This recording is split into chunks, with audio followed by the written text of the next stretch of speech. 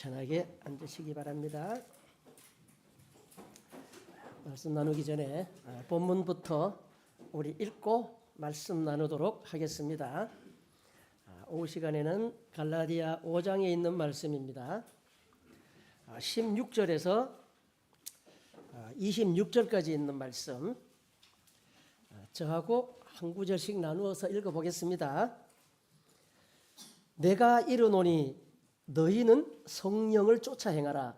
그리하면 육체의 욕심을 이루지 아니하리라.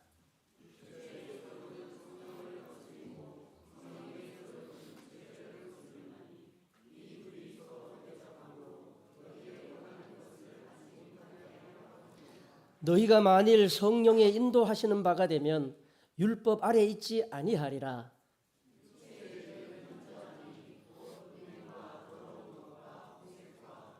우상 숭배와 술수와 원수를 맺는 것과 분쟁과 시기와 분냄과 당 짓는 것과 불리함과 이단과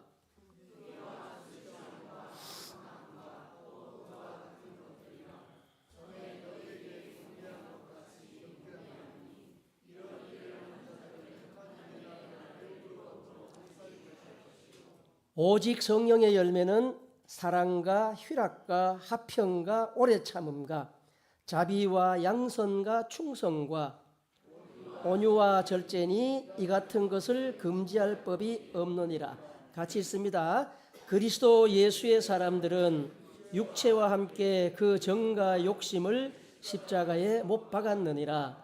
만일 우리가 성령으로 살면 또한 성령으로 행할지니 헛된 영광을 구하여 서로 격동하고 서로 투기하지 말지니라. 자, 우리가 성경을 읽고 하나님을 섬기고 예수를 믿는 것은 영원한 생명을 우리가 얻기 위한 우리의 노력이죠. 성경은 생명에 관한 것을 말씀하는 책입니다. 그래서 우리가 오전에도 말씀드렸듯이 복음을 통해서 우리가 구원에 이르려고 하죠. 복된 소식, 그걸 듣고 우리가 믿고 지키고 따라가는 것, 그것이 우리가 구원 얻는 바른 도리이기도 한데, 우리가 아는 베드로 사도가 말했는 것처럼 믿음의 결국은 뭐라고요? 영혼의 구원이다. 우리 예수님도 말씀하셨지만 영생을 위해서 내가 세상에 왔다. 이것을 우리가 기억하면서 우리가 지금 이 땅에 살면서 하나님 나라에 가는 그 절차가 있어요. 그죠? 갑자기 가는 것이 아니라 소위 말하는 단계가 있어요. 제일 먼저 뭐 해야 된다고요? 죄인인 사람이 회개해야 돼요. 그 다음 뭐 해야 돼요? 죄가 있으니까 죄를 사함받아야 되겠죠. 자, 그것을 어떻게 한다고요? 예수 그리스도의 이름으로 세례를 받을 때에 우리의 죄가 사해진다고 성경은 약속하고 있어요. 자, 죄를 사함받았다는 의미는 어떤 의미가 또 있을까요? 죄가 없으니까 이제 누구의 아들이 된 거예요? 하나님의 자녀가 된 거죠. 하나님의 권속이라고 부르고 하나님의 가족이 됐어요. 그러면 하나님의 가족에게는 뭐가 보장이 되어 있나요? 아버지가 아들에게 줄 게 뭐가 있어요? 어제 우리 얘기했죠. 쇠하지 않고 더럽지 않고 이런 하늘에 간직한 기업을 하나님의 자녀에게 준다 그랬어요. 그런데 그것은 우리가 소망이고, 세례받고 거듭난 우리에게 하나님은 특별한 선물을 주신다 그랬어요. 뭘까요? 성령. 참 우리가 이 시대에 태어난 게 정말 감사해야 돼요. 약속의 성령이 있기 전에는요, 마귀의 미혹이 정말 대단했어요. 그래서 그런지 모르지만은 인류 하나님의 백성이라는 애국 민족을 보면은 계속 뭡니까? 실패의 반복이에요. 하나님이 바로 잡아주면 또 넘어지고, 잡아주면 또 넘어지고. 왜 그랬을까요? 아무리 하나님의 자녀라 하더라도 육체를 가진 사람은 영적 존재인 마귀를 싸워가지고 이길 수가 사실 없습니다. 그래서 약속의 성령이 우리에 온 것은 우리를 도와주는 하나님의 영이 우리와 함께함이죠. 자, 그러면 그것으로 끝이 나요? 자, 회개하고 제사함을 받고 하나님의 자녀가 돼가지고 성령을 선물로 받았어요. 그리고 바로 어디 가야 돼요? 하늘나라로 직행하면 제일 좋겠죠. 그런데 우리가 아직은 육신을 가지고 이 세상에서의 육신의 삶의 기간이 있어요. 사람에게 태어나서 한 번 죽는 것은 정한 이치라 그랬죠. 흙으로 사람이 만들어진 이상 언젠가는 사람이 뭐 한다고요? 죽는다는 거예요. 누가 정했어요? 창세기 3장에 보면은 하나님이 정해 놓으셨어요. 자, 문제는 그것이에요. 우리가 거듭나고 약속의 성령을 받고 하나님의 자녀가 됐는데 바로 하늘나라 가는 것이 아니라 아직 이 땅에서 우리 육신의 삶이 남아있다는 거예요. 우리가 거듭나서 오전에도 말씀드렸지만은 우리는 이제 어디 들어와 있다고요? 영적인 에덴 동산 하나님의 집에 들어와 있어요. 근데 여전히 문제가 남아있다는 거죠. 무슨 문제가 남아있어요? 우리가 아주 까마득한 옛날에 아담과 하와가 하나님께 죄를 지었어요. 쫓겨났어요. 그럼 하나님이 불쌍히 여기시고 야, 내가 너 죄를 없애줄게. 들어와. 들어왔어요. 그럼 누가 반길까요? 누가 반길까요? 뭐가 남아있다고요? 머리 좋은 뱀이 있겠죠. 뭐라 그러겠어요? 요 아담 오랜만이네. 거봐 안 죽고 살아왔잖아. 그러겠어요 안 그러겠어요? 그럴 것 같아요 안 그럴 것 같아요? 그리고 또 뭐 할까요? 이번에는 내가 새로운 걸 가르쳐 줄 테니까 다시 한번 따먹어봐. 더 좋은 게 있을 거야. 그러면 따먹어야 돼요 안 따먹어야 돼요? 예? 대답 안 하신 분들은 갈등을 하고 계신 것 같아요. 참 그게 중요한 거예요. 우리 창세기, 출애굽기, 레위기, 민수기, 신명기 보면은 누구 얘기가 줍니까? 창세기 12장부터 나오는 아브라함과 그 후손들에 대한 얘기죠. 성경은 늘 태어나고 죽는 얘기를 해요. 아브라함이 하나님의 부르심을 받고 약속의 땅에 들어왔어요. 그럼 복을 받아야 되죠. 복 받았어요 안 받았어요? 받긴 받았어요. 그런데 완전한 복은 아니었어요. 언제 주겠다? 네 후손이 저 이방에 객이 되어가지고 400년 동안 고생한 다음에 내가 줄게 이랬어요. 왜 그랬을까요? 아직 그때의 가나안 땅은 완전히 죄악이 물들지 않았기 때문에. 그래서 심판할 수가 없었어요. 그래서 이스라엘 백성을 애굽에 갔다가 400년 뒤에 모세의 인도로 나오죠. 자, 한 400년이 흐르고 모세가 이끄는 이스라엘 민족에게 머릿속에 뭐가 남아있어요? 희망과 기대와 소망이 있겠죠. 어디에 대한? 우리 그 옛날 한 500년 전에 우리 아브라함과 이삭과 야곱에게 약속했던 그 하나님이 주시기로 약속한 가나안 땅, 약속의 땅에 들어가면은 모든 게 해결될 줄 알았어요. 그래서 오로지 그 백성들의 목적은 어디였습니까? 약속의 땅, 젖과 굴이 흐르는 가나안 땅이었어요. 자, 그게 언제 성취가 됩니까? 모세가 죽고 여호수아 때에 이루어지죠. 여리고성을 쳐부시고 아이성을 부수고 그리고 가나안 땅 중부에서 위로 안팎으로 치고받으면서 하나님이 주신 땅을 어느 정도 확보를 하고 12지파에게 분배를 합니다. 그러면 성경은 그걸 끝이 나야 되겠죠. 이스라엘 민족 역사는 끝이 나야 됩니다. 근데 그것이 새로운 시작이었어요.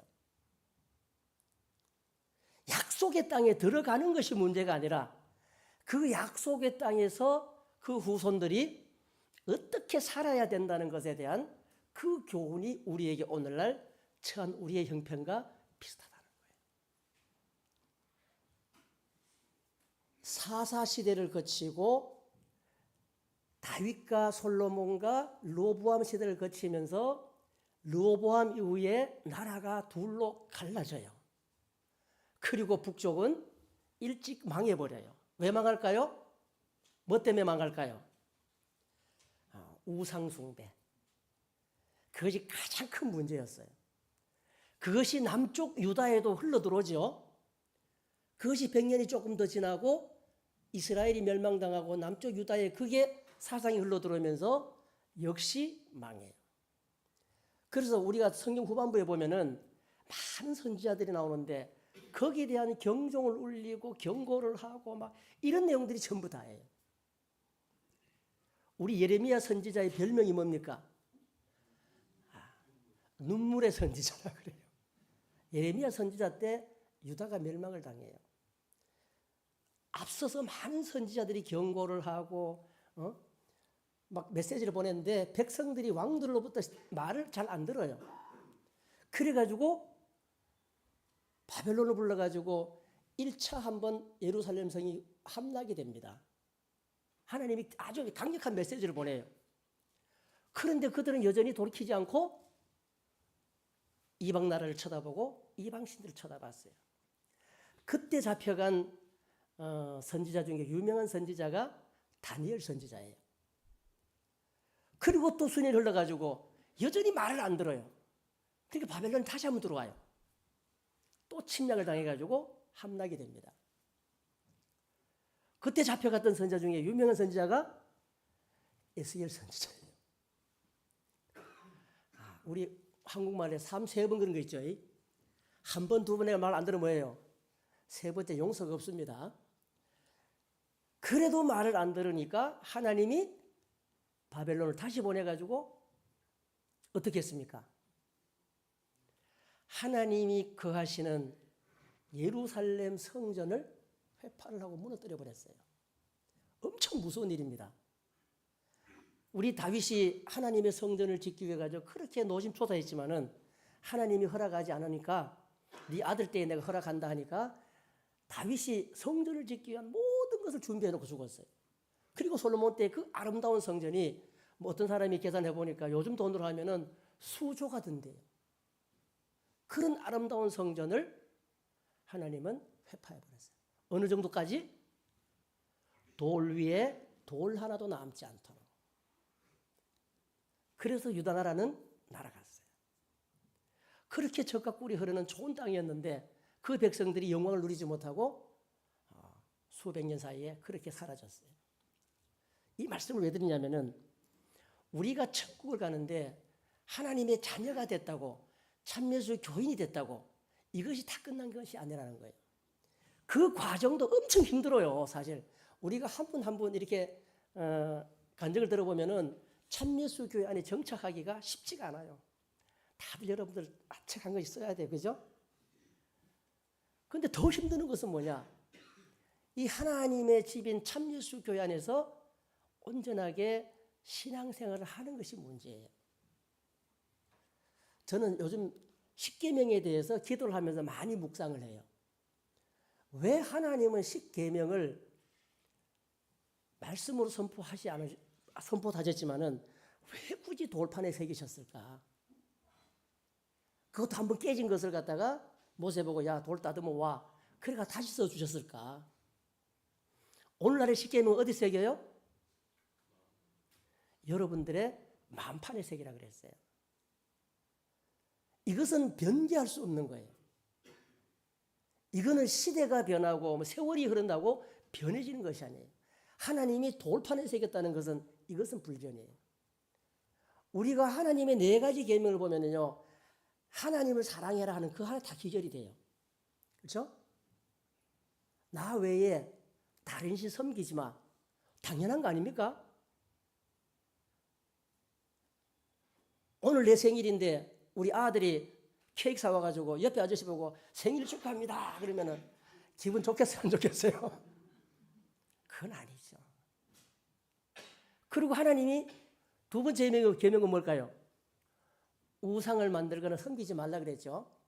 딱 그렇게 말씀하신 것이 아니에요. 하늘에 있는 것이나 땅 위에 있는 것이나 땅 아래 물속에 있는 것이나 어떤 것의 형상이든지 만들거나 그것들에게 뭐 하지 마라? 절하지 마라. 그러면 내가 열받아서 질투한다. 그리고 반드시 내가 보복한다 그랬어요. 세 번째는 뭡니까? 하나님 이름 망령되이 일컫지 마라. 세상 살다 보면 날 욕하는 사람들이 있어요. 그거 참을 수 있어요. 근데 우리 아버지 욕하면 어떡해요? 못 참습니다. 그렇죠? 우리가 섬기는 하나님 이름을 망령길 걸어서도 안 돼요. 네 번째가 안식일이에요. 세상은 이 안식일을 귀하게 생각하지 않습니다. 거기는 복 준다는 말씀이 거기 들어있어요. 그걸 하면 하나님을 사랑하는 거예요. 따지고 보면 한 가지예요. 그냥 하나님이 창조이신 것을 증명하고 날 사랑해. 그럼 내가 복을 줄게. 그걸 사람들이 못하는 거예요. 근데 십계명 6가지 보면은요, 딱 한 가지만 하라고 나머지 뭐예요? 5개는 하지 마라 그랬어요. 한 가지 하라 그러면 할 수 있겠어요? 못 하겠어요? 한 가지밖에 안 되니까. 근데 그게 뭐예요? 내 부모를 공경해라.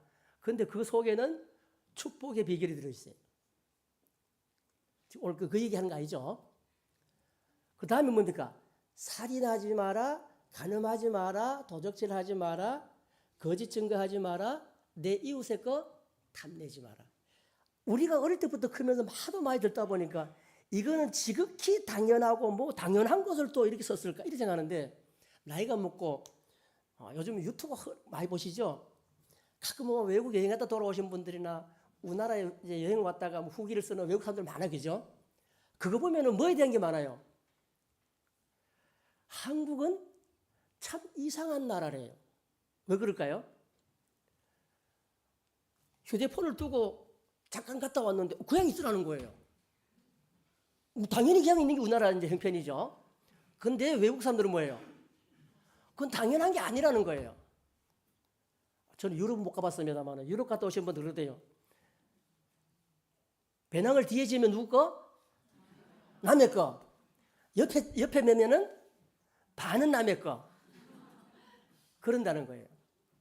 근데 남의 걸 훔치고 뭐 남을 괴롭히고 이런 것들이 아주 상식적으로 다반사 일어난다는 거예요. 사람이 뻔히 보는데 들고 간다는 거예요. 내 건데 왜 들고 가요? 그러면은 그래요. 나 간다는 거예요. 십계명만 잘 지켜도요 대단한 사람이에요. 자, 오늘 우리가 갈라디아서 이제 5장 6장이 나오는 말 다 해야 되는데 요 부분만 읽었어요. 우리가 하나님 나라에 가는데 진리를 깨닫는 것이 중요하고 하나님의 자녀가 되는 게 중요해요. 우리가 세례받고 성령받고 하나님의 자녀가 됐어요. 그것이 우리가 소위 말하는 진리예요. 복음의 핵심이에요. 그 외에는 다른 방법으로 하나님 자녀 되는 방법이 없습니다.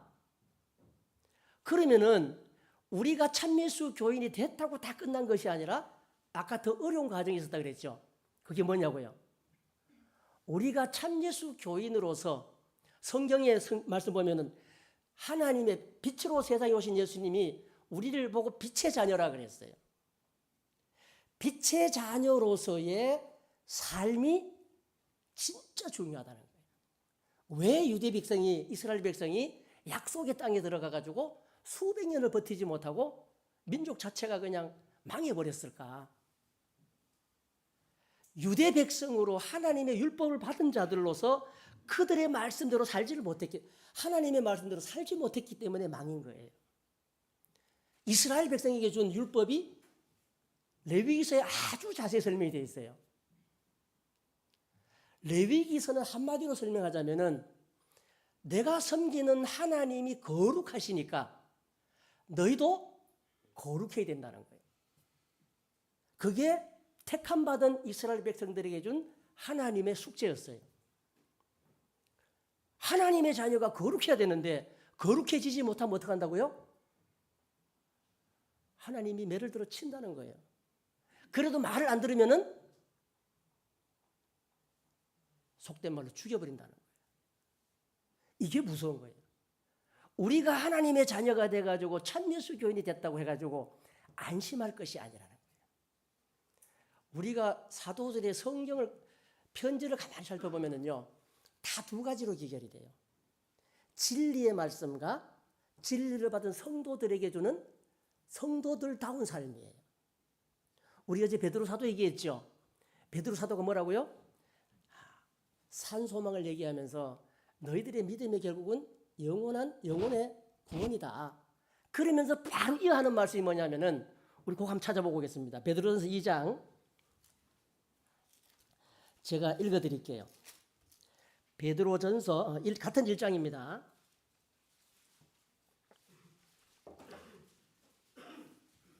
우리 12절까지 했었는데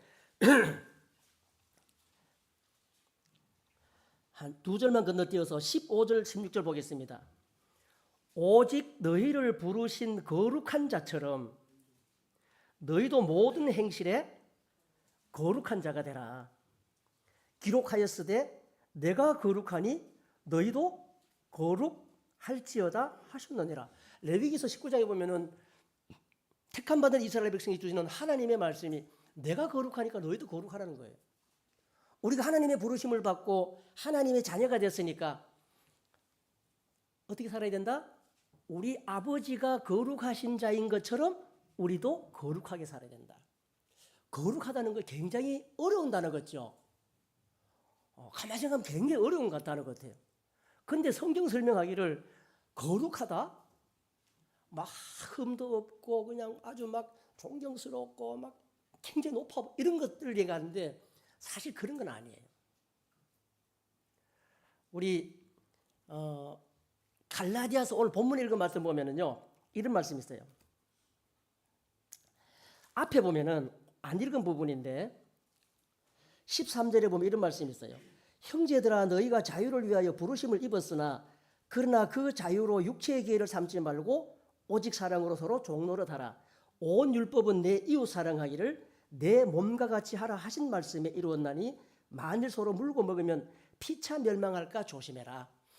사도행전 갈라디아서 1장부터 4장까지 쭉 보면은요 진리에 대한 말씀을 해요. 그리고 예수 그리스도가 십자가에 못 박히시고 다시 살아난 것이 내가 살아난 것으로 감동을 주는 장면이 있어요. 이것은 모든 것들이 때가 차서 하나님이 실행하신 것이라 그랬어요. 이제 우리가 자유한 자가 되었다면은 서로에게 종로로 살아가는 거예요. 형제를 서로 사랑하라는 거예요. 이 단어도 어렵죠. 우리 예수님이 세 계명을 얘기하실 때 그 앞장면에 보면은 요한복음 13장에 보면은 예수님 발을 씻겨주는 장면이 나와요. 옛날 그 시대에도 종들이 주인의 발을 씻겨주는 일이 별로 없었대요. 뭐 정말 먼 길을 갔다 와가지고 발이 많이 더러워졌거나 하면은 씻겨주지 상시적으로 매일 씻겨주는 그런 건 없었대요. 그런데 예수님이 사도들이 주라 부르고 선생이라 부르는 그분이 허리에 띠를 두르시고 제자들의 발을 씻겨줄 때 그 장면의 멘트를 보면 그래 돼 있어요. 때가 차서 이제 예수님이 하늘로 올라가실 때가 됐는데 세상에 있는 자기 사람들을 사랑하시되 끝까지 사랑하시니라 그랬어요. 그리고는 누굴 염두에 두냐면은 누굴 염두에 둬요? 가룟 유다가 자기를 팔 것을 알고 계셨다 그랬어요. 그리고 제자들의 발을 다 씻겨줬어요. 그렇게 할 수 있겠습니까? 요놈이 지금 내 뒤통수를 치고 날 죽이려고 하는데 엎드려서 발을 씻겨줄 수 있겠습니까? 정작 그것을 거부하고 그냥 미안해한 사람은 누구였어요? 우리 베드로였어요. 선생님이 어떻게 제 발을 씻기십니까? 야 이놈아 네 발 씻기지 않으면은 네하고 내하고 상관이 없다 그러니까 그러면 안 되죠. 그러면 머리부터 발까지 다 씻겨주세요. 그럴 필요 없다. 그리고 제자들의 발을 다 씻겨줬어요. 그리고 이것을 갖다 너희들이 행하라 그랬어요. 그런데도 반응을 보여야 할 가룟 유다가 뭐예요? 침묵하고 있는 거예요. 그래서 우리 예수님이 한술 더 뜹니다. 내가 떡을 찍어서 주는 놈이 나를 팔 놈이다. 그 말씀 하시기 전에 너희 중에 한 놈이 나를 팔 거다 그러니까 제자들이 수근수근 물어봤어요. 누굽니까? 누굽니까? 하니까 내가 떡을 찍어준 놈이 그 놈이다. 그랬어요. 근데 그 소리는 누구만 들었어요? 예수의 사랑하는 제자만 들었어요. 그 뒤 장면이 나오는데 그때는 비스듬히 누워서 밥을 먹는데 예수의 사랑하는 제자가 예수의 품에 누워서 이렇게 식사를 하고 있었어요. 맞은편에 누가 있었냐면은 베드로가 있었어요. 너희 중에 한 놈이 나를 팔 거다 하니까 베드로가 머리짓을 하면서 그 예수의 사랑하는 제자 보고 뭐라 그래요? 물어봐 이랬어요. 그래서 쳐다보고 물어봤어요. 주여 그놈이 누굽니까? 그러니까 내가 떡을 찍어주는 그놈이 그놈이다 하고 떡을 누구에게 찍어줬어요? 가룟 유다에게 줬어요. 그러자 가룟 유다가 어떻게 합니까? 떡을 받고 나갔다 그랬어요. 다른 제자들이 유월절이 이르렀으니까 돈깨를 맞고 있었기 때문에 예수님 심부름 가나 보다 이렇게 생각했다고 성경 기록하고 있어요. 그 장면을 봐서는 베드로가 머리짓을 하고 예수의 사랑하는 제자가 물어봤고 대답하는 소리는 누구만 들었어요? 이 예수 사랑하는 제자만 들었어요. 그래서 그 제자가 기록한 거예요. 그때 예수님이 내가 이제 영광을 받았다 그랬어요. 왜냐하면 죽으시고 부활해야 되는데 그게 깨지면 안 되거든요. 그리고 가룟 유다가 떠나고 난 이후 자리에서 예수님이 하신 말씀이 내가 새 계명을 너희에게 준다. 그러면서 너희는 서로 사랑해라. 우리 그 말씀 이제 하시면서 우리 감목자님 그랬어요. 그 사랑이란 대신에 내가 새 계명을 주노니 너희는 서로 발을 씻어줘라. 그렇게 말씀하신 게 기억이 나요. 부부간에 발 씻어주는 것도 잘 안 하죠. 힘들어요. 사랑하는 사람의 발을 씻겨주는 것도 힘드는데 왼수놈의 발을 씻겨준다? 그건 정말 어렵습니다. 그러면서 하시는 말씀이 그것을 봤을 때 사람들이 너희들이 내 제자인 것을 인정할 거다 그랬어요. 정말로 어려운 것은요, 예수의 제자가 되는 것이 아니라 예수의 제자답게 살아가는 거예요. 그들에게 준 법이 뭐라고요? 서로 사랑하라는 거예요. 오늘 갈라디아서에 보니까 우리 본문에 보니까 성령을 쫓아 행하라 그랬어요. 그리하면 육체의 욕심을 이루지 아니할 것이다. 육체의 소욕은 성령을 거스리고 성령의 소욕은 육체의 소욕을 서로 거스리나니 이 둘이 서로 대적한다 그랬어요. 이 말씀 읽으면 여러분들 가슴 속에 서로 대적하는 것이 실감이 납니까? 이것이 어려운 거예요. 육체의 욕심과 성령이 이루고자 하는 욕심이 항상 우리 속에서 부딪힌다 그랬어요. 우리 믿음의 조상 아브라함이 하나님의 명령을 듣고 갈대아 우르를 떠나가지고 하란 땅을 거쳐가지고 가나안 땅까지 왔어요. 저는 기록 안 재봤는데 누가 재보니까 한 3,000km 된다 그래요. 그 먼 거리를 하나님의 명령을 듣고 복 준다는 소리에 왔어요. 도착한 곳이 세겜이었어요. 하나님께 제사를 드렸어요. 그리고 정착을 했는데 정말 하나님 말씀하신 대로 복된 땅이었을까요? 갈대아 우르는요, 지금 이라크 쪽 지역인데 그건 비옥한 옥토에 있는 땅이에요. 우리 역사적 공부하면 거기 어디죠? 메소포타미아 문명이 발흥한 그 지역이에요. 엄청나게 살기 좋은 땅이에요. 근데 하나님이 복주에 가라 이가 갔는데 딱 와서 보니까 척박한 땅이에요, 사실은요. 그리고 빈 땅이 아니고 가나안 족속들이 사는, 여기 보면은 굴러온 돌이 된 거예요. 거기서 아브라함이 정착하려고 무진 애를 썼어요. 그래서 히브리서 기자는 그렇게 설명했어요. 아브라함이 가나안 땅에 정착하면서 만약에 하나님이 주시기로 한 이 땅이 내가 살던 땅보다 못해서 돌아가고 싶은 마음이 있었다면은 얼마든지 돌아갈 수 있었다는, 기회가 있었다는 거예요. 이해가 됩니까? 예수님 믿고 복 받는다 그랬는데 예수 믿어봐야 복은 안 받고 뭐만 받아요? 핍박만 받아요. 그럼 어떻게 해야 돼요, 여러분들은? 핍박 안 받던 시절로 돌아가고 싶지 않겠습니까? 이것이 우리 믿는 사람에겐 큰 문제예요. 그러나 아브라함은 깨달았다 그랬어요. 내가 하나님께 받아 누릴 진짜 집은 여기가 아니라 하늘에 있는 본향이 있다는 것을 아브라함은 깨달았다는 거예요. 엄청난 하나님의 은혜예요. 가끔가다 한 번씩 나타나서 아브라함아, 이런 하나님이 아니었어요. 우리 창세기 26장에 보면은 하나님이 아브라함에게도 명령과 규례와 법도를 다 주셨어요. 그것이 기록으로 남아있지 않을 뿐이지 다 주셨어요. 하나님이 이삭에게 그렇게 얘기를 했어요. 이삭 시대에도 큰 가뭄이 생겨가지고 저 밑으로 가려고 그랬어요. 그때 하나님이 그랬어요. 이삭아, 가지 마라. 네 아버지 아브라함이 내 규례와 명령과 법도를 잘 지켜 행한 것처럼 네가 그렇게 행하면은 내가 복을 줄게. 가지 마 그랬어요. 이삭이 순종했어요.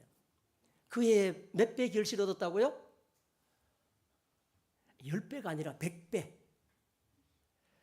우리가 하나님의 명령을 듣고 순종하고 자녀처럼 살아가는 게 쉽지가 않다는 거예요. 우리가 세례받고 성령받고 거듭나서 하나님의 자녀가 됐는데 사는 곳은 어디예요? 나그네와 같은 이 세상에서 살아가야 된다는 거예요. 이것이 쉽지가 않아요. 저도 젊을 때는 왜 하고 싶은 게 그렇게 많은지 그냥 뭐 이것도 하고 싶고 저것도 하고 싶고 막 운동선수도 하고 싶고 공부도 하고 싶고 막 뭐 돈도 많이 벌고 싶고 별게 많았는데 이제 나이가 들고 보니까 그것이 하나의 육체의 소유겠다는 것을 깨달을 수가 있어요. 그렇다고 내가 못 먹고 산 건 아니에요. 지금까지 살아왔어요. 하나님 은혜 감사하죠.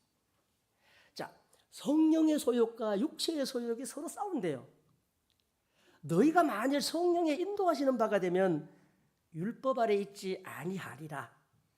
율법 아래 있지 아니하리라 이 말은 뭐냐면은 이때 당시에 믿는 자에게 가장 걸림돌 된 것이 유대인들 중에 예수 믿는 사람들이었어요.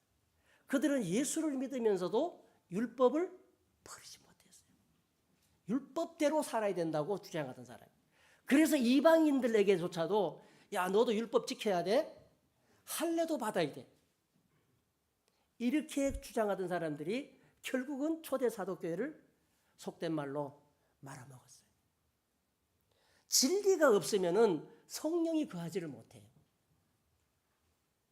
그렇지 않겠습니까? 우리가 진리 가운데 거한다 하면서 하나님의 명령하는 그 요구하는 것이 있어요. 그대로 살지 못하면은 만약에 내 육체의 소욕이 더 강해가지고 그것들과 싸우면서 지게 된다면은 그때는 뭐라고요? 말짱도로 우기라는 거예요. 그 얘기를 지금 하는 거예요. 육체의 일은 현저하니. 이것은 지금 이방인에게 하는 얘기가 아니에요. 갈라디아 지방에 거듭난 성도들에게 하는 얘기예요. 성도들이 이런 삶을 살고 있다는 거예요. 음행, 더러운 것, 호색, 우상숭배, 술수, 원수 맺는 것, 분쟁, 시기, 분냄, 당짓는 것, 불리함, 이단, 투기, 술취함, 방탕함, 그와 같은 것들이라. 이것이 뭐예요?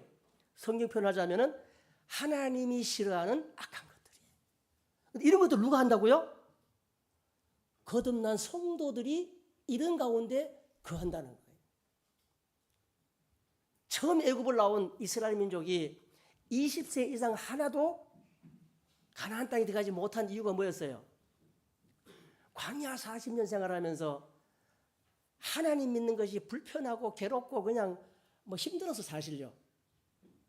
굶어 죽지는 않지만은 맨날 일어나면 하나님 말씀을 교육하니까 뭐가 생각났어요?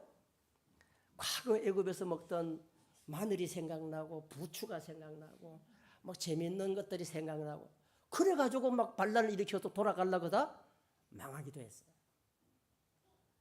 내가 예수의 사람인 것을 드러내지 못하면 감추고 세상 것들을 쫓아가다 보면 이렇게 망할 수 있다는 거예요. 이걸 우리는 잊지 말아야 됩니다. 자, 그리고 22절에 보니까 우리 다들 외우시죠? 오직 성령의 열매는, 열매라는 게 뭐예요? 탐스럽게 달리는 과일 열매죠. 여기 보면 눈에 보여야 돼요. 저는 그렇게 생각하고 싶어요. 사랑과 희락과 화평과 오래 참음과 자비와 양성과 충성과 온유와 절제니 이 같은 것을 금지할 법이 없느니라 그랬어요. 북쪽의 김정의가 이런 법을 금할까요? 이것은 세상에서 이런 거 싫어하는 정치 지도자들은 없어요. 자기 백성이 절제하고 희락이 있고 화평하고 잘 참고 자비하고 양성 충성하면은 그런 백성 싫어할 사람이 있겠습니까? 이런 것을 금지할 법이 없다 그랬어요. 근데 이것은 하나님의 자녀들로서 열매를 맺어야 된다는 거예요. 이거 하나하나 설명하지 않겠습니다. 처음에 나오는 사랑이라는 이 단어 하나만 가지고 생각해도 이 모든 것을 커버할 수가 있어요. 사랑만 하나 잠깐 설명드리자면은 사랑이 뭐예요? 눈에 보이는 거 아니죠? 사랑의 밑바탕에는 뭐가 있어야 돼요? 희생이 있어야 돼요. 남녀 간의 사랑이든 부모와 자식을 사랑하는 사랑이든 하나님이 우리를 사랑하고 우리가 하나님을 사랑하는 사랑이든 사랑이라는 그 존재의 밑바탕에는요 희생이 갈려 있어요. 우리 하나님이 우리 인생들을 얼마나 사랑하셨어요? 로마서 5장에 그 설명되어 있어요. 우리가 죄인 되었을 때에 우리를 위하여 죽어주셨다는 거예요. 누가? 하나님이 인자로 오셔가지고 죄인들의 죄를 탕감하기 위해서 죽어주셨다. 죄인들을 위해 죽어주신 그 사랑, 그 희생, 이것이 하나님의 사랑이라고 했어요. 그것만 있으면은요 나머지 8가지 다 할 수 있어요. 그냥. 그래서 오늘은 24절, 25절, 26절 한번 생각해보고 마치도록 하겠습니다. 그리스도 예수의 사람들, 거듭난 믿음의 형제들, 하나님의 택한 백성, 빛의 자녀들은 육체와 함께 그 정과 욕심을 뭐 했다고요? 십자가에 못 박았대요. 여러분들 십자가에 못 박힌 적 있습니까? 언제 십자가에 못 박혔어요? 바울 사도의 그 로마서 6장에 보면은 너희가 그리스도와 함께 십자가에 못 박힌 것을 알지 못하느냐. 언제? 예수와 함께 세례를 받을 때. 세례가 우리에게 주는 영향력은요 성경에서 가장 크다 보시면 안 돼요. 우리의 죄사함을 위해서 구약 성경이 이루고자 하는 것이 그거였어요. 우리가 그리스도의 예수의 사람들이 될 때 우리의 세상 육신이 가지고 있던 정과 욕심을 십자가에 다 못이 박혔다는 얘기는 뭐예요? 못이 박혔다는 얘기는 죽었다는 거예요. 만약에 진짜로 우리가 못 박혀 죽었으면 죽었겠죠. 그죠? 그러면 정과 욕심이 새록새록 나올까요? 우리 예수님이 죽으실 때 양편 강도가 있었어요. 그죠? 한편 강도, 한편 강도. 한 사람은 예수님을 안 믿었어요. 예수님을 조롱했어요. 네가 그리스도냐? 네가 그리스도면 네도 그거 내려오고 나도 좀 내라다 하고 구해다 하고 이 소리예요. 그래서 한편 강도는 뭐라 그래요? 야, 너 그런 쓸데없는 소리 하지 마. 네하고 내하고는 죽을 죄를 지어가지고 죽는 것이 당연한 거야. 근데 가운데 계신 이분은 누구예요? 그런 분이 아니야. 강도들이라 하더라도 감옥에 있다 하더라도 예수님에 대한 소문은 들었던 거예요. 그러면서 한편 강도는 뭐라 그러냐면은 당신이 말씀하시는 그 나라에 가시거든 저를 기억해 주십시오. 그 얘기는 나는 당신을 뭐 한다는 얘기예요? 그 말씀을 믿는다는 거예요. 그때 우리 예수님은 네가 오늘 나와 함께 낙원에 있을 것이다. 예수님의 말씀은 법이고 약속은 지켜지는 거예요. 그 사람처럼 진짜 우리가 십자가에 못 박혀서 어떡할까요?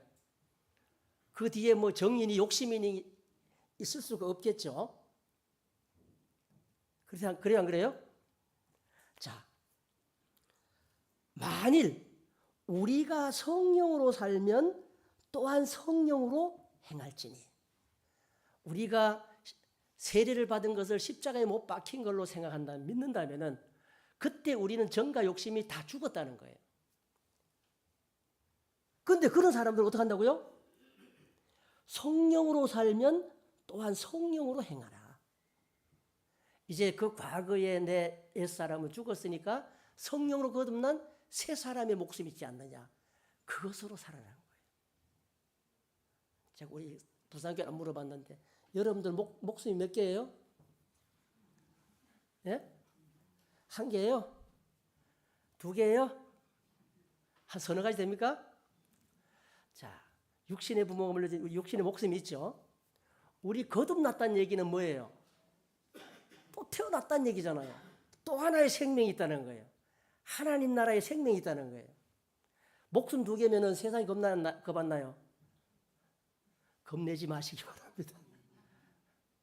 누가 죽인다고 위협을 하더라도 지켜봐. 겁 안 나는 이유가 뭘까요? 또 하나의 생명이 있으니까. 영원한 생명이 있으니까. 자, 근데 정과 욕심을 십자가에 못 박았는데 그 놈이 다시 살아나면 어떻게 돼요? 이게 이제 우리의 신앙생활에 문제를 일으키는 겁니다. 성령으로 뭐라고요? 살면은 성령으로 행해라. 성령의 열매를 맺으라는 거예요. 26절에 보니까 헛된 영광을 구하여 서로 격동하고 투기하지 마라. 격동이 뭐예요? 상대방을 불러내가지고 결투를 신청하는 거예요. 우리 앞에 말씀했는 것처럼 성령의 소욕과 육체의 소욕이 서로 부딪히고 거스린다 그랬어요. 여러분들 싸움은 뭐 해야 돼요? 무조건 이겨야 됩니다. 부부 싸움도 이기시기 바랍니다. 이겨야 돼요. 우리가 성령의 소욕을 가진 하나님의 은혜의 욕심을 가진 사람으로 육체의 소욕에 밀려서는 안 돼요. 격동하지 말아야 됩니다. 그리고 뭐 하지 말라고요? 투기하지 마라. 육체의 소욕이 좋아 보일 수는 있어요. 당장 눈앞의 것들이. 거기에 미혹받아서는 안 된다는 거예요. 그걸 제일 잘하는 게 누구냐? 옛뱀이라고 불리는 마귀와 사탄의 미혹이에요. 그는 눈에 보이지 않는 우리 대적이라 그랬어요. 정말 힘들어요. 그런데 그것을 이길 수 있는 우리에게 선물을 주셨는데 그게 뭐라고요? 성령의 검을 주셨다는 거예요. 성경 속에 마귀의 미혹을 이긴 사람이 거의 없어요. 구약 에스겔서에 보면은 세 사람의 의인 이름이 거론되죠. 누굽니까? 노아 할배하고 욥이라는 인물하고 또 다니엘이라는 인물이 있어요. 이 세 사람은 전부 망해도 자기 의로움으로 산다고 그랬어요. 정말 손가락 꼽을 만큼 이 수많은 인류 중에 하나님의 뜻대로 살아가고 지금 하나님이 기뻐하는 사람들은 숫자가 적다는 거예요. 그래서 하나님이 뭘 줬어요? 성령이라는 은혜를 부어주심으로써 우리가 대적과 싸워 이길 수 있는 그런 것으로 우리를 무장시켜 준 거예요. 그래서 성령의 소욕이 들끓어야 우리 육체의 소욕과 싸워서 뭐 할 수 있다? 이길 수 있다는 거예요. 이것이 갈라디아 교회에 보내는 바울 사도의 위로의 말씀이었어요. 진리에 굳게 서라. 그리고 하나님의 말씀으로 무장을 했으면은 하나님의 사람답게 그렇게 거룩하게 살아야 된다. 자, 우리 마태복음 25장으로 돌아가서 좀 우리가 심각한 문제를 한번 살펴보겠습니다. 마지막 때 우리는 심판대 앞에 선다 그랬죠. 마태복음 25장에는 세 편의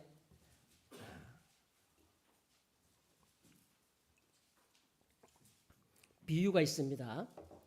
첫 번째 비유는 열처녀의 비유가 나오고 그 다음에 달란트 비유가 나오고 그리고 31절부터 46절까지는 세 번째 비유로 심판대 자리의 비유가 나와요. 오른쪽에 있는 왼쪽에 있는 두 편을 갈라놓고 하나님이 심판하는데 우리 34절에 보면은요. 그때의 심판대입니다. 임금이 그 오른편에 있는 자들에게 이르시되 내 아버지께 복받을 자들이여 나와 창세로부터 너희를 위하여 예비된 나라를 상속하라 그랬어요. 여기 계신 모든 분들 이 복된 하나님의 나라를 상속하는 자리에 들어가시기 축복합니다. 그런데 그 뒤에 보니까 그런 사람들에게 판결을 내리는데 뭐라고 내려요? 그 임금이 내가 줄일 때에 먹을 것을 줬고 목마를 때에 마시게 했고 내가 나그네 되었을 때 영접했고 벗었을 때 옷 입혔고 병들었을 때 돌아봤고 옥에 갇혔을 때 너희들이 나를 찾아와 봤느니라. 근데 그 말을 들은 의인들이 뭐라 그래요? 주여, 우리가 언제 그런 걸 주님께 했습니까? 그랬어요. 약간 가슴이 뜨끔했겠죠.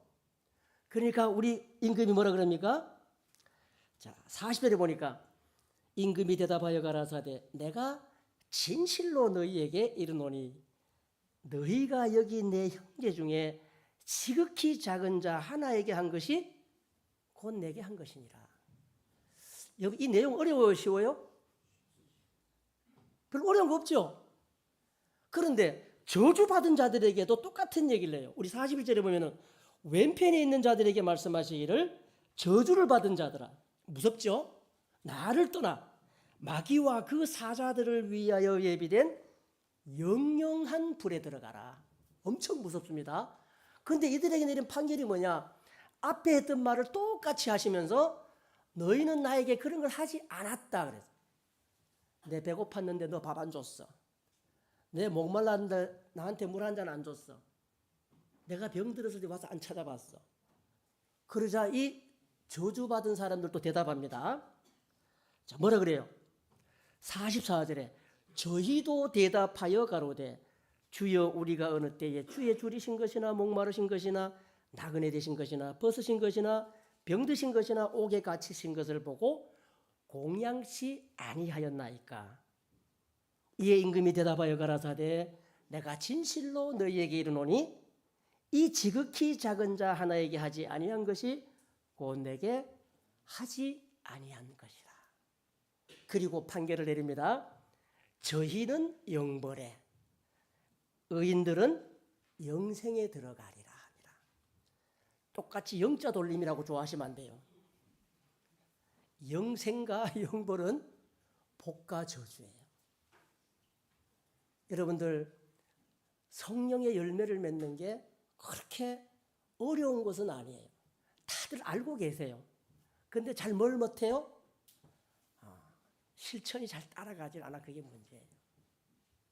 그래서 야고보서에 보면은 행함이 없는 믿음은 죽은 것이라고 극단적으로 얘기를 해요. 그래서 우리는 참예수교의 성도가 됐으면은 아버지의 거룩하심 같이 우리도 거룩해야 되고, 거룩해지는 방법은 우리 야고보서에 나오는 말씀 보면은 고아와 가부를 돌아보는 것이 뭐라 그랬어요? 참된 경건이라 그랬어요. 이것이 거룩한 삶이에요. 여러분들 심판대 앞에 다 서게 됩니다. 오른편에 서야 돼요? 왼편에 서야 돼요? 오른편에 서시기를 축복합니다. 다 하나님이 예비하신 창세로부터 예비한 상속된 하나님 나라, 썩지 않고 더럽지 않고 새하지 않는 그런 하나님의 기업을 받으시는 저도 포함해서 여러분들 되시기를 축복드립니다.